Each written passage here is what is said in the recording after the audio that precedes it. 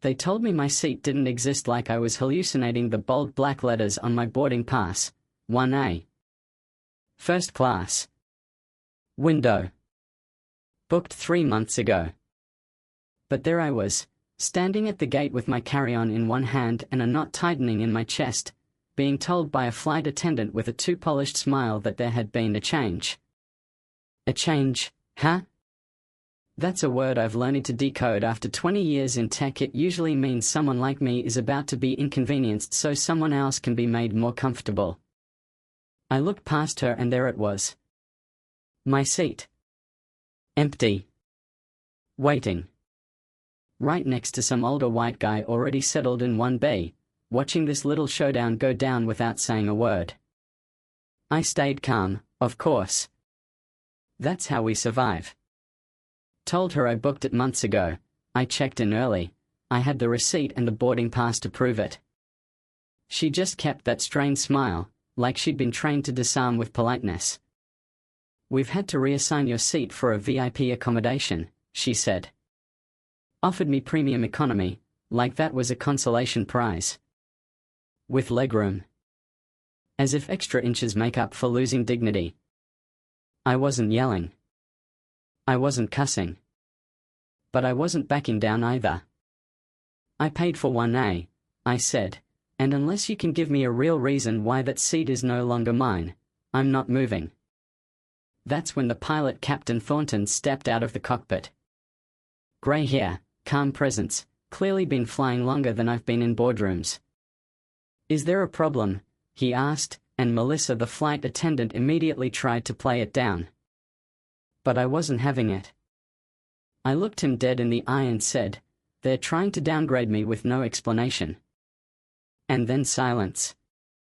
Everyone waiting to see what the captain would say. You could feel it, the tension, the discomfort, people pretending not to look while secretly watching every second. Then from behind me, a new voice, smooth, composed. Is there a problem with my seat? Enter Harrison Whitfield. Venture capitalist. Tech investor.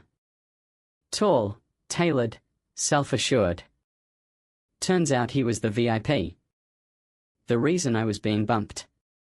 And here's the twist, he hadn't even asked for the seat change. Didn't want it. Looked at me, recognized me because of course, our circles occasionally intersect, and said, I'm perfectly happy in my original seat. But corporate had other ideas. The seating change was already logged. Flight crew couldn't undo it without pushback. Until Captain Thornton stepped up, looked around, assessed the whole thing and just called it. Said I'd be keeping my seat. Said Whitfield would stay in his.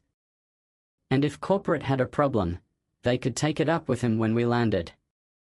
Now here's the part no one noticed right away. A teenager, halfway back in the line, had filmed the entire thing on his phone. 15 seconds. Just enough to catch the tone, the standoff, the silence, the kind of silence that says more than any screaming ever could. He posted it.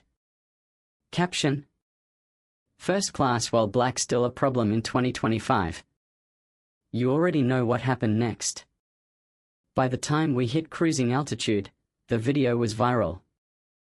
People were tagging news outlets, calling out the airline, sharing their own stories. And me? I'm sitting there in 1A, the seat I'd fought for, trying to focus on an acquisition pitch I'd been prepping for weeks. But my head was somewhere else. I couldn't stop thinking about how easily I could have been erased from that space. Just relocated. Quietly. Politely. Professionally. Later in the flight, Whitfield came over. Said he hadn't known. Apologized.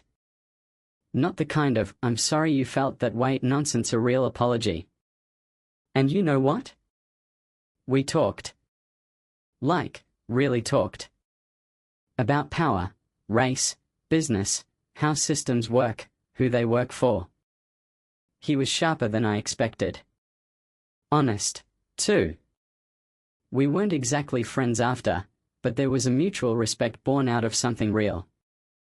And the kid who filmed it, Tyler, his video didn't just go viral, it exploded. CNN picked it up. Hashtags started trending. People started digging. Who was I? Who was Harrison? Who made the decision? Who gave the order? By the time we landed, there were cameras waiting. Reporters shouting questions. Corporates scrambling. HR departments emailing statements. I could have walked out the back door, avoided the mess. But I didn't. I walked straight out the jet bridge, met the press, and said what happened. Didn't sugarcoat it, didn't play the victim either. Just the truth. That sometimes, the seat they try to take isn't just a seat, it's your place in the room. Your right to be there. And if you don't fight for it, you're giving them permission to take it from someone else next time. The flight attendant, Melissa, they tried to throw her under the bus. Said she handled it poorly. Said it was her judgment call. But that's not true. She was just following orders. She didn't write the policy. She didn't push the change. She was caught in the middle, and honestly, I saw the fear in her eyes when it all started unraveling. This job was her lifeline. Captain Thornton? They tried to silence him too. But he didn't fold. He backed her up. Backed me up. Said what needed to be said. That this wasn't about one seat. It was about who we see as worth accommodating and who we expect to just deal with it. So yeah, maybe it started with a bump from first class.